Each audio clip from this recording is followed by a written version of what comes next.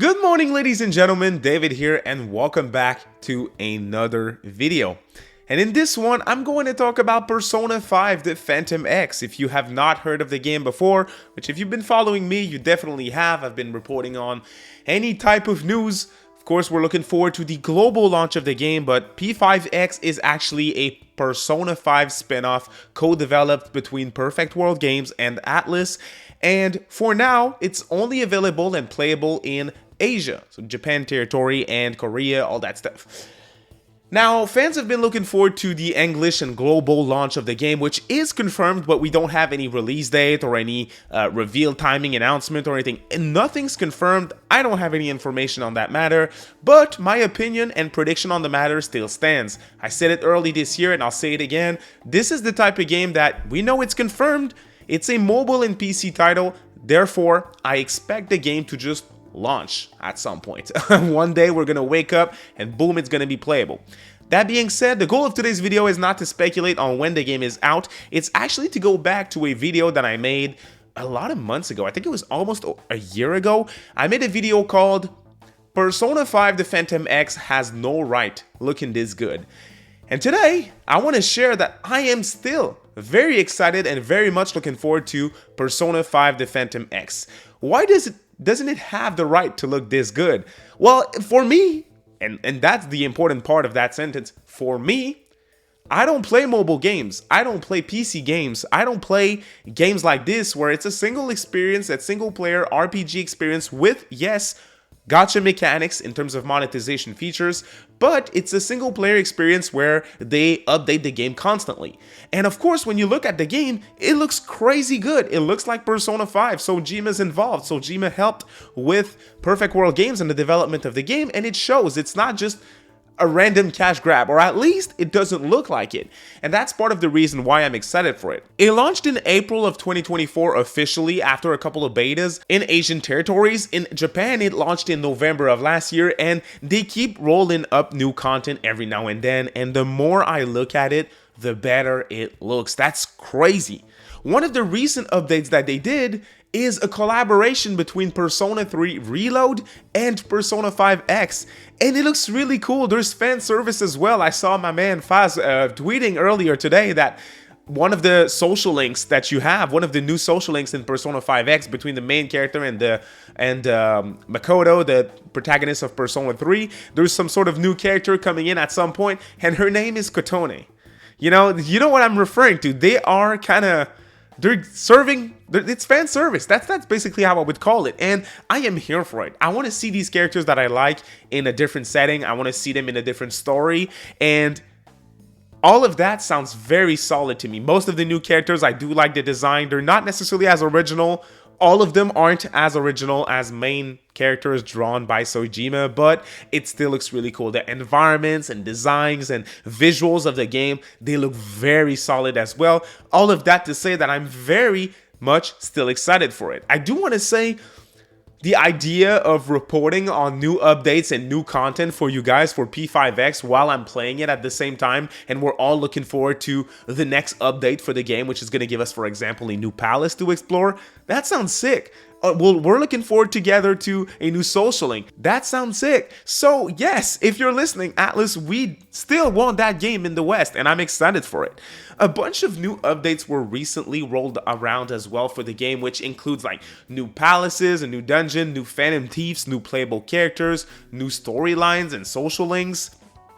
So the idea to be able to look forward to these styles of updates is growing on me enough for me to not be too worried about the fact that it's a mobile and PC game. I am full on willing to give it a shot on PC and mobile whenever it releases in English. I am not one of these people who is going to use AI to translate everything while they're playing the Asian version. I can't do that. That's too much effort for me to play a game. So I'm patient, but the devs confirmed it a few times that, hey, P5X is very much still a thing and it's going to happen at some point. So I am looking forward to the English version of the game. I am going to try it. That being said, I am, probably like you watching, I am a little bit worried about the way that they are financing this title, the monetization practices, the microtransactions. Am I going to enjoy my time with P5X without dropping money on it. P5X, if I'm not mistaken, is a free title. So you download that title, they don't earn anything from it. But there is things that you can purchase in-game, like most mobile titles. How important are the gacha mechanics? Do I just need to be a little bit patient to gain new characters if I'm not spending money? Or is it blocking me from progressing in my single player experience if I'm not spending money? The answer to that question is going to change a lot of things for me. So I'm wondering, is the game still enjoyable if I don't put money in it? Because I'm not interested in putting money in a game where I need to spend money to progress. That's not important. That's not interesting to me. Sorry, I don't mean not important. On the opposite side of things, it is very important. What I can accept in terms of microtransactions and gacha is if I want costumes, or if, let's say, when I grind a little bit, I gain a reasonable number of new personas. I don't want to have to grind for 10 hours to gain a reasonable amount of personas, or drop 30 bucks to gain them instantly. That would be a problem. So it really depends on how they monetize the whole thing. But again, new trailers and what they show, new side activities, new minigames, new side quests, new characters, it really looks like an in-depth experience. It does not look like a cash grab. One of the gacha games from ATLUS that I can mention is Shin Megami Tensei Liberation DX2. That is a title that is still ongoing. You can play that title on your phones right now if you want. I played that for a little bit, and that game looks really cool. It is cool, and that's a game that I was able to enjoy for a bunch of hours without spending money on it, and the gacha mechanics and monetization did not feel forced in that title. So if Persona 5X is along those lines, with how good it looks, with how much new content they're dropping every now and then, I think we're gonna have a very solid game on our hands, and I'm very excited for it. The appeal of an ATLUS title, of a Persona title that constantly gets new content, that I'm able to talk about with you guys and that I'm able to look forward to with you guys and speculate on what the next updates will be, that sounds sick. When do you guys think we're gonna play Persona 5X? What is your opinion on it? I know it's a title that is very controversial. Whenever I talk about it, the comments, they're crazy. For this video, the comments are gonna be crazy. A lot of y'all are like, I don't want anything to do with it. There's monetization, it's mobile, don't care. Can't blame you. I understand. I 100% understand. But there's a lot of people that are like, hey, where's this game? I want to play it. I want to play it as soon as possible. I'm a big Persona fan. I don't mind if the microtransactions aren't too much. I'm interested. So it's really 50-50, at least you guys, my audience, you guys, it's 50-50 in the community, and it's going to be interesting to see how that changes positively or negatively for ATLUS once the game is out in the West. And second question, when are we going to play this bad boy?